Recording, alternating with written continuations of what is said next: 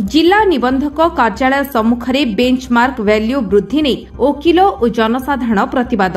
गजपति जिला सदर महकुमा पारलाखेमुंडी स्थित जिला निबंधक कार्यालय सम्मुखरे बेंचमार्क वैल्यू वृद्धि प्रतिवाद रे वकिल और जनसाधारण प्रतिवाद करिसेंती। बेंचमार्क वैल्यू बहुत बढ़ाई देइछंती, ताकू विरोध करी ताकू कमाइबा पई प्रतिवाद करा जायछि। सरकारक नियम अनुसार ताहा करा जाऊ, वृद्धि करा गले प्रतिवाद करा जिवो। एही बेंचमार्क वैल्यूएशन वृद्धि द्वारा रजिस्टर वैल्यूएशन किनिबा लोक बिकिबा उपरे प्रभाव पड़िबो और जहा द्वारा असुविधार सम्मुखीन हेबे बोली प्रकाश करिसेंती। Registration valuation कमाइबाको पड़िबो। एही विषय रे निबंधक अधिकारी को जणाइले मध्य गुरुत्व देउ नथिले, तेनु एही प्रतिवाद करा जायछि बोली गणमाध्यमको सूचना दिया जायछि।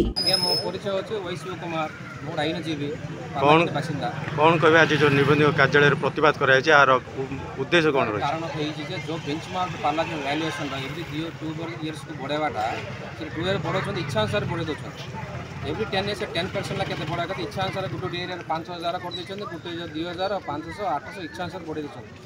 से प्रॉब्लम कोन हो से रजिस्ट्रेशन वैल्यू पड़ जो से पब्लिक को समस्त को किनले को बिकल को दिजन को से प्रॉब्लम हो सेति आम विरोध कर सब जनापा जी धारणा बस।